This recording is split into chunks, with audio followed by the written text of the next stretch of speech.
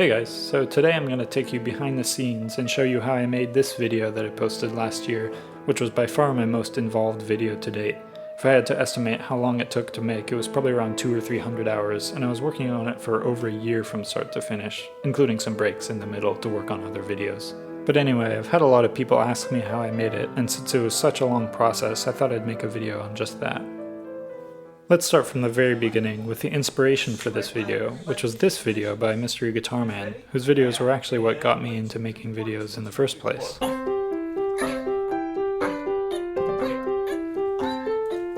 So you can see the similarities there, but I thought maybe I could take that idea and flesh it out even more and improve on it. For example, if you look really closely, he's not quite playing all the right notes on the keyboard.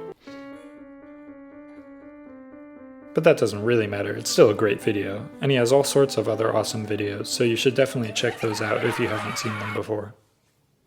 Now back to my For Elise video, I'll start by going through the process of the main feature, making little copies of me jump up and down to play a piece on the piano, and then I'll show some more specific details that you might not have noticed before.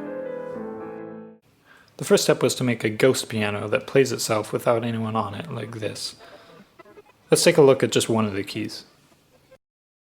I started by pressing each key first from the front and then from the back, and then on each clip I put a mask to show only the half of the key that doesn't have my finger on it.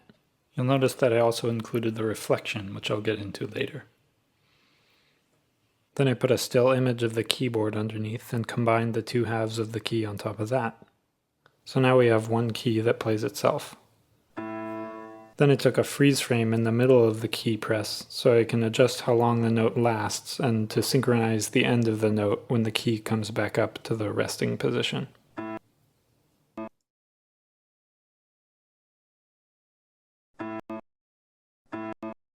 Once I had done that to every note that I needed in a particular shot, I assembled them in the right order and the right duration of each note to play the music, and it looked something like this.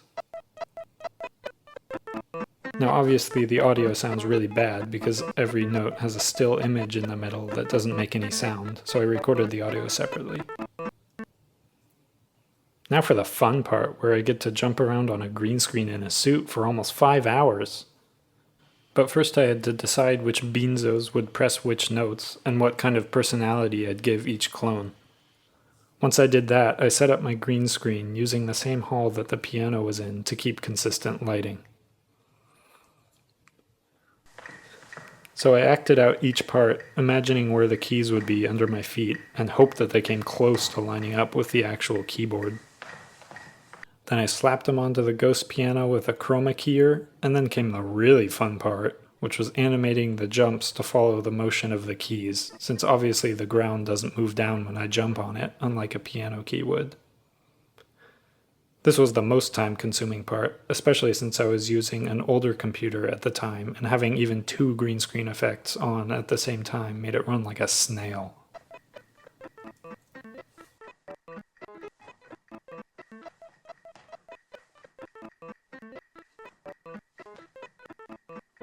So that's about it for the main part of the video. Wait, what's that? Reflections? Oh, I have to record everything twice. So yeah, for every shot with the shiny front of the piano, I recorded each part facing backwards as well as forwards. And no, it wouldn't have worked to just put a mirror behind me, because I needed the green screen behind me and you'd just see the reflection of the camera. Anyway, to make it look like an actual reflection, I turned down the exposure and put a semi-transparent copy of the face of the piano over that part of the video, which darkened it more and let the Steinway logo appear over the reflections. And then, of course, more animating up and down with the keys. But wait, sometimes my feet should be behind the black keys, and sometimes on top of them. So I drew a mask around the black keys on another copy of the piano and moved it out of the way when I needed to step on a black key. But most of the time I didn't have to worry about that because the view was blocked by the front guys.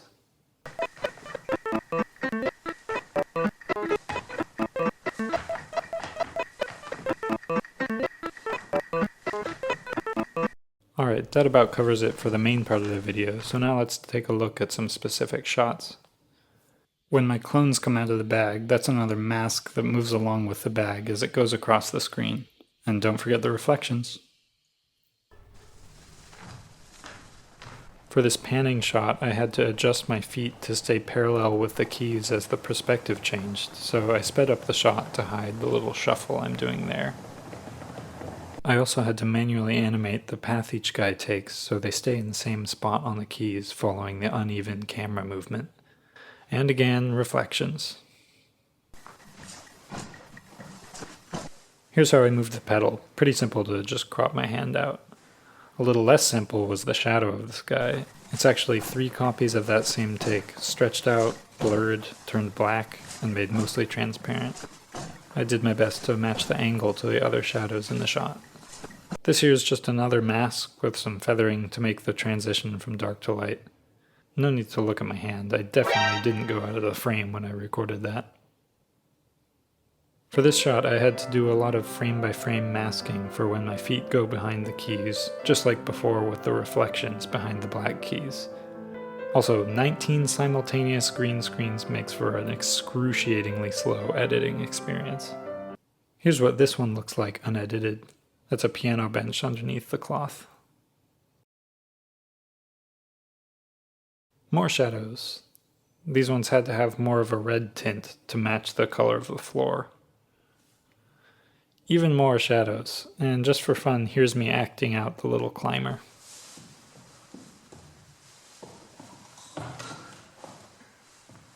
This part took so much time to keep every guy on his respective key for all these panning transitions, and this time they also needed to change size as they went.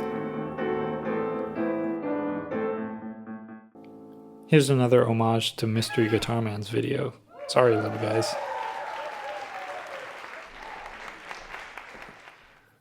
And finally, after I finished the video portion, I recorded the audio, and boy were there a lot of cuts between takes. I'm not a pianist after all. And once that was done, there was a lot of adjustment to do to sync the video to the audio. Each colored bar here is a different precise speed, with the orange sections being slower than normal and the purpley blue ones being faster. It's not quite perfect, but hopefully it's close enough to be convincing at first watch. Alright, I hope you've enjoyed this look at some of the process behind my video. Leave a comment below if you want to see more of this kind of thing, and don't forget to like and subscribe, ring the bell to get notifications when I post, you know how it goes. But seriously, if you think that video was worth all the effort it took, give it a share, I'd really appreciate it. Now I'll leave you with a few reasons to be very careful when you're jumping around on a slippery cloth on a wooden floor. Thanks for watching.